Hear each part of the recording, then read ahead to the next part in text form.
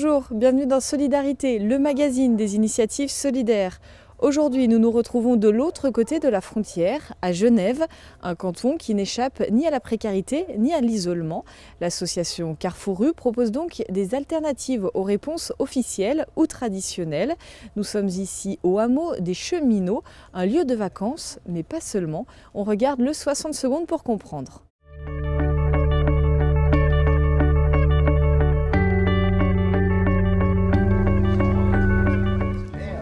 Aller à la rencontre des personnes en difficulté, sans abri ou démunies, leur offrir des espaces d'accueil, d'activités, d'échange, des repas et des hébergements gratuits chaque jour de l'année, tels sont les objectifs de l'association genevoise Carrefour Rue. Association privée d'action sociale, elle propose des alternatives souvent originales aux réponses traditionnelles ou officielles. En 1986 naît la Koulou, abri pour sans-abri. Puis au fil des ans, les villas, lieux de vie communautaires, les jardins au Montbriand, espaces d'accueil et de repas gratuits, cartouches, bus d'accueil et de solidarité, le point d'eau, espace d'hygiène et de santé gratuit. En 2006, le hameau des Cheminots voit le jour et en 2014, le hameau Eureka. Plus de 500 bénévoles, individuels ou en groupe, contribuent à la bonne marche des différents lieux de Carrefour Rue. Ce travail sur la durée représente pour les personnes accueillies un gage de stabilité. Jean-Paul Crespi est parti à la rencontre des membres de l'association Carrefour Rue dans des lieux tous aussi uniques les uns que les autres. On regarde son reportage.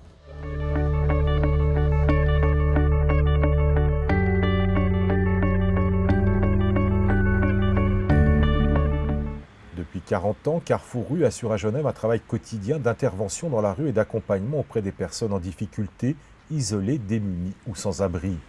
Si la gratuité est importante pour celles et ceux qui n'ont rien ou presque rien, la priorité pour l'association est d'offrir des espaces de vie et du soutien aux personnes en situation précaire.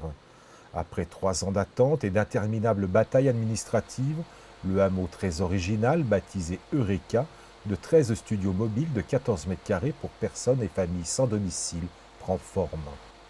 Ces logements relais doivent permettre aux personnes et familles accueillies de rebondir dans un espace communautaire où ils se sentent chez eux. Une seule exigence, s'acquitter des charges liées à leur vie quotidienne.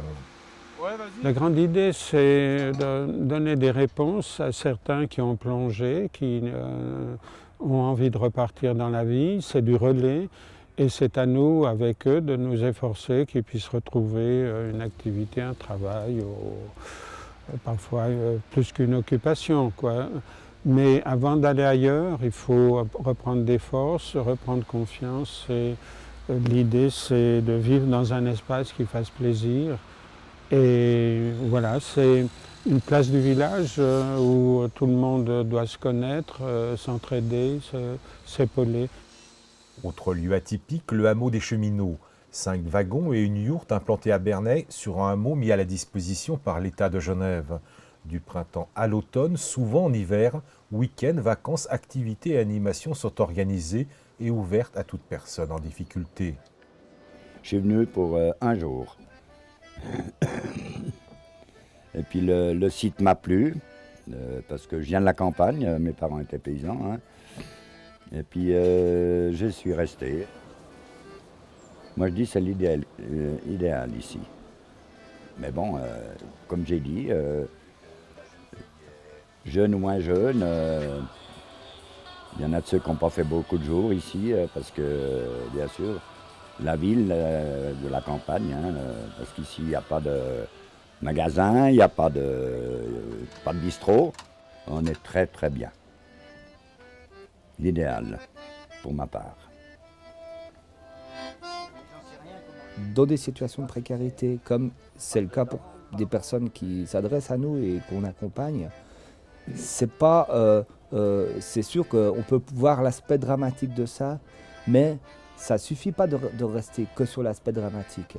Quand tout est horrible et tout est insupportable, ça plombe plutôt l'ambiance que autre chose.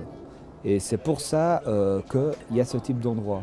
C'est essentiel de vivre ces moments-là, c'est essentiel d'avoir une joie de vivre, d'avoir des amis, d'avoir des moments de joie pour pouvoir avancer dans la vie. Je suis avec Noël Constant, le président de l'association Carrefour Rue. Bonjour. Bonjour. Alors c'est un lieu très atypique où vous nous accueillez aujourd'hui. C'est un lieu de vacances, ce hameau des Cheminots. Oui, c'est tout à fait curieux et spécial. C'est un lieu qui permet à beaucoup de personnes qui sont sans domicile, sans logement, sans rien, de venir passer un moment. L'idée, c'est de venir quand ils le désirent, il n'y a pas besoin de s'annoncer, c'est gratuit, tout est gratuit. Et là, c'est à nous de trouver les moyens pour faire de bons repas et des bonnes soirées. Il arrive qu'il soit à peu près une centaine de personnes par journée. C'est très couru, c'est de plus en plus couru. Sur le site internet, on peut lire que vous proposez des alternatives aux réponses traditionnelles. Elle est là, la clé du succès, dans l'alternative ? Oui, je pense qu'elle est spécialement là parce qu'il faut imaginer d'autres choses, un autre monde. Et beaucoup, même dans la solitude, rêvent de vivre autre chose et qu'ils ne soient pas récupérés par la société. Il faut des lieux où ils soient libres. Et j'ai toujours considéré que quelqu'un qui ne va pas bien, il faut lui laisser sa liberté et qu'il puisse aller, venir, et c'est à lui de décider. Et non pas récupérer la pauvreté comme on l'entend toujours. Les réponses officielles ne suffisent pas ? Non. Non. Les réponses officielles sont souvent destinées à rassurer les officiels, mais pas du tout à rassurer ceux qui ne vivent pas bien. Et je crois que mon souci aussi, c'est de faire attention de ne pas faire des lieux qui réunissent trop de monde à la fois. Il ne faut pas que ce soit une industrie. Il faut que chaque lieu doit être particulier, spécial, et il faut réinventer le monde. J'imagine toujours d'autres solutions. Vous savez, là, ce qui me pèse énormément, c'est de nourrir par milliers. Et maintenant, on va arriver à des millions de personnes qui sont nourries gratuitement. Mais il faut s'efforcer de faire autre chose, autrement. Je crois que les gens ne meurent pas de faim, mais beaucoup meurent d'ennui et de tristesse et de problèmes affectifs. Et ça, on n'y pense pas assez. Des petits lieux dispersés dans une cité, c'est beaucoup plus important que de faire un grand rassemblement et puis revenez dans une année. Non, c'est tous les jours qu'on puisse vivre autre chose. Mais ce qui est aussi important, c'est que les équipes intervenantes puissent aussi créer, penser, faire autre chose et ne soient pas centrées sur l'individu, mais aussi sur avoir des solutions toutes nouvelles qu'on n'a pas toujours imaginées ou qu'on n'ose pas. Dans cette créativité-là, d'ailleurs, tout le monde est associé. On parle bien de cogestion sur les lieux. Oui, je dirais plutôt cogestion qu'autogestion. Cogestion. Beaucoup disons, de ceux qui viennent passer un moment sont capables de le gérer. Et il faut savoir passer la main. Socialement, c'est le contraire de ce que fait beaucoup d'associations qui veulent gérer. Et puis, beaucoup d'associations ont tellement peur de l'incident ou des difficultés qui peuvent surgir. Non, il faut rien craindre de ça. Les gens peuvent s'assumer. Et c'est formidable. Qu'est-ce que vous imaginez ? La dernière solution, c'était des pavillons d'accueil, ou disons des studios mobiles qui permettent un accueil plus facile. On est confronté à un manque de logement énorme, c'est clair. Mais ça ne fait pas tout, mais ça fait quelque chose aussi. Et que je pense qu'on doit un peu bouger et puis donner des coups de boutoir à toutes ces administrations qui gardent des monopoles, qui empêchent les gens de vivre et puis qui ne permettent pas qu'on puisse faire des choses toutes simples et pas chères, mais aussi qui répondent au jour le jour. Est-ce que les ressources, elles existent ? Les terrains, les financements ? Ça existe. Il faut aller les chercher, il faut rassurer les fondations, les donateurs ou le public. mais ce n'est pas toujours évident. Ce qui est le plus difficile, c'est de faire accepter nos projets par ceux qui vivent autour de nous, c'est-à-dire des gens qui ont des villas, qui ont des terrains, et puis la peur de l'autre, elle est là. Elle est beaucoup plus présente qu'il y a 20 ans. Cette créativité que vous avez pour créer des lieux comme celui-ci, c'est facile, c'est-à-dire qu'il faut avoir l'idée, mais après il faut la mettre en œuvre. Oui, mais je vais jusqu'au bout. En 40 ans, disons, d'activité sur la ville, j'ai donné confiance aussi à beaucoup de monde. Mon nom passe partout, comme on dit. Et puis, c'est aussi d'être constant dans les démarches et de pouvoir insister, mais en rassurant tout le temps.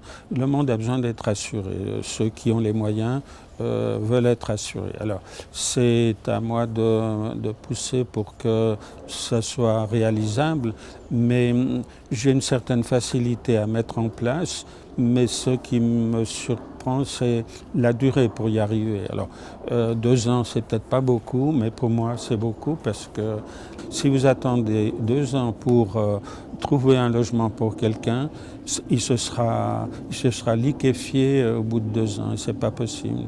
Donc je trouve que c'est très difficile d'y arriver, mais je suis assez sûr pour faire passer les projets, mais avec le temps. Et puis, Justement, ça fait des années que vous êtes engagé. On va vers du mieux ou pas?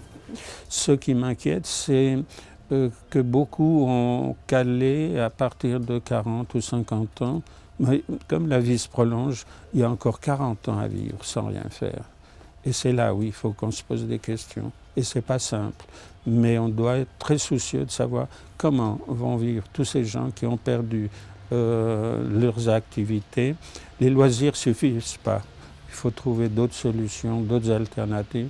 Il faut créer un monde plus solidaire. Il est solidaire, mais la solidarité actuellement, c'est loin de moi. C'est d'envoyer un chèque et puis un peu de monnaie, et puis pas près de chez soi. C'est quoi la solidarité pour vous? C'est dans une ville, par exemple, c'est que dans les quartiers, il y a des espaces comme ici où les gens puissent se rencontrer et de ne pas être cloués dans leur béton pour survivre, disons, sans oser rencontrer les autres. C'est ce qui peut-être s'est créé ces dernières années, c'est la panique de perdre ses acquis.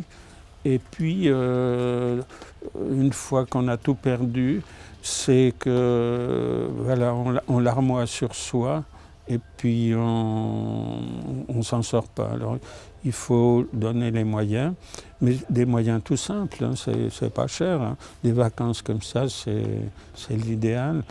Ils arrivent à fleurir le lieu, c'est à eux de...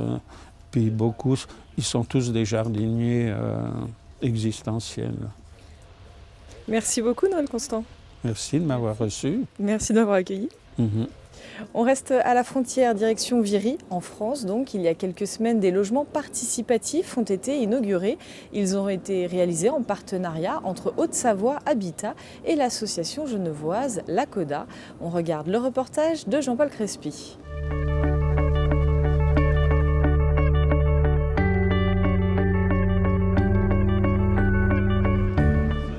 Les locataires, les propriétaires et les coopérateurs se sont vus remettre les clés de leur écoquartier.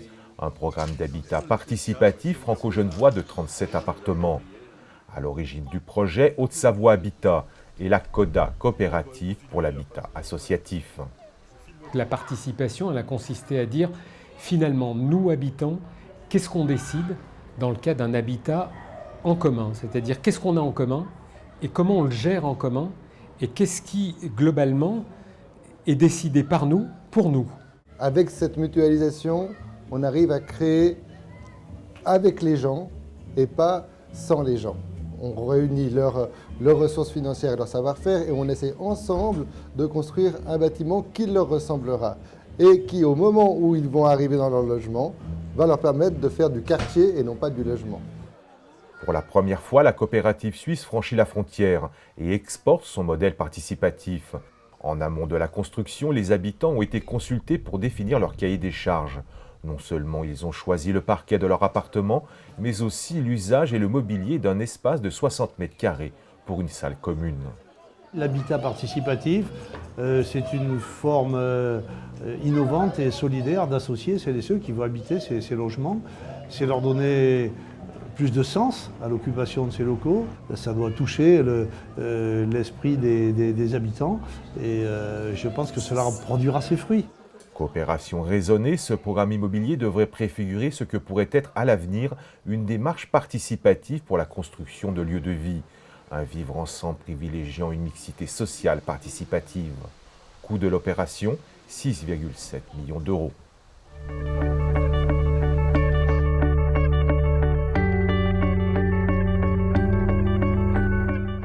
Avant de se quitter, comme chaque semaine, jetons un coup d'œil sur la plateforme de financement participatif Les Petites Pierres. Regard aujourd'hui sur ce projet mené à Nantes par l'association Lazare. Elle souhaite créer un nouveau type de logement, le studio dit de décollage entre vie communautaire et indépendance. L'association a décidé de créer 4 studios et fait appel aux Petites Pierres pour financer l'un d'entre eux. Alors pour soutenir ce projet, pour découvrir tous les autres aussi, une seule adresse, lespetitespierres.org. Et puis une autre adresse à noter, c'est bien sûr solidarité@tv8montblanc.com pour nous faire partager vos coups de cœur solidaires. On se retrouve la semaine prochaine, même heure, même jour.